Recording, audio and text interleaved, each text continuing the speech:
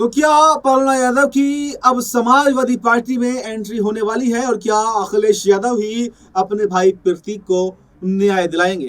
क्योंकि जब से प्रतीक यादव के खिलाफ जो करोड़ों की ठगी का मामला सामने आया, उसके बाद में ये देखा गया कि राजनीतिक गलियारों में चर्चाएं तेज हुई, हलचल तेज हुई और वो अपर्णा यादव जो एक समय समाजवादी पार्टी और परिवार को छोड़कर बीजेपी में शामिल हो गई थी, अब शायद उनको भी एहसास होने लगा कि अगर कोई मुश्किल घड़ी में उनके साथ में खड़ा हुआ है तो वो वाकई परिवार है, क्योंकि पार्टी ने तो उनका कोई साथ दिया नहीं।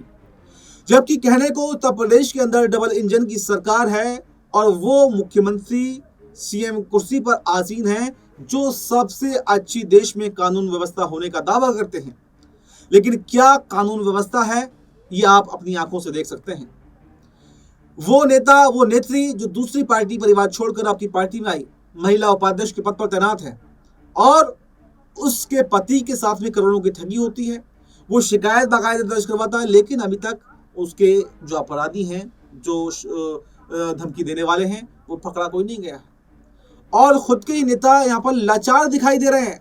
एक तरफ इतने बड़े बड़े दावे कि हमारी कानून व्यवस्था ऐसी है कि शायद हम अमेरिका से भी आगे निकल गए, हम सीधे पता नहीं क्या हो गए, और एक तरफ क्या हाल है ये आप देख सकते हैं।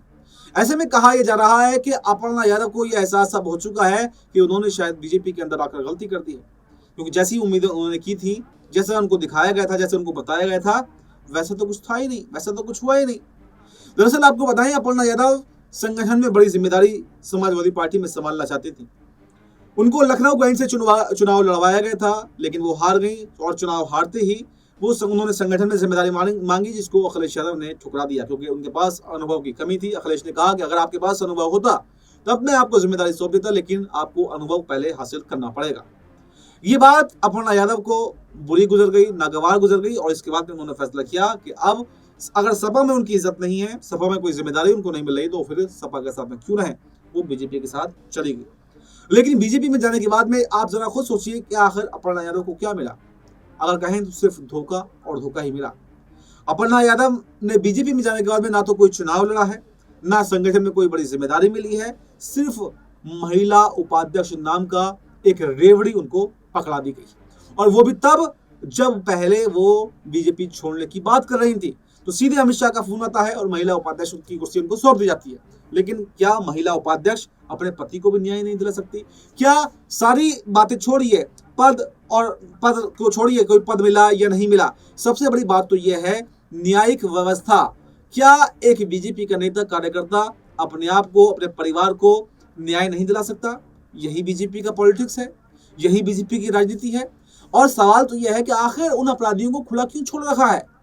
क्या उन अपराधियों का भी कोई कनेक्शन जो है वो बीजेपी से है, बीजेपी के नेताओं के साथ में है? अगर नहीं तो क्यों अब तक वो गिरफ्तार नहीं हुए?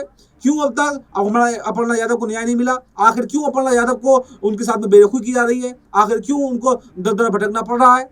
ये तमाम सवाल बन रहे हैं। और ऐसे में सबसे बड़ा सवाल तो यह है कि क्या ऐसे मौके पर अपर्णा यादव जो इस चीज़ का इंतजार कर रही थी, कोई मौका मिले जब वो बीजेपी से किनारा करें, तो क्या ये उनके पास में सबसे अच्छा मौका है? क्या सबसे अच्छी अपॉर्चुनिटी है कि वो इस मौके पर ही बीजेपी का साथ छोड़कर समाजवादी पार्टी में आ जाएं? क्योंकि इस वक्त न सिर्फ समाजवादी पार्टी की हमदर्दी मिलेगी, बल्कि अखिलेश यादव का, डिम्पल यादव का, शिवपाल यादव का, पूरे यादव परिवार का साथ भी अपर्णा यादव को मिलेगा। और न सिर्फ अपर्णा यादव को, बल्कि प्रतीक यादव भी अगर समाजवादी पार्टी में आना चाहें तो दोनों को बड़ी जिम्मेदारी अखिलेश यादव अब सौंप सकते हैं, क्योंकि अपर्णा भी अब निपुण हो चुकी हैं, राजनीति के गुण भी उनको आ गए हैं। तो ऐसे में क्या ये बेहतर मौका है, और क्या इस मौके पर एक बार फिर से यादव परिवार एक होने वाला है? क्या अपर्णा यादव की सपा में वापसी होने वाली है? ये देखना दिलचस्प रहेगा।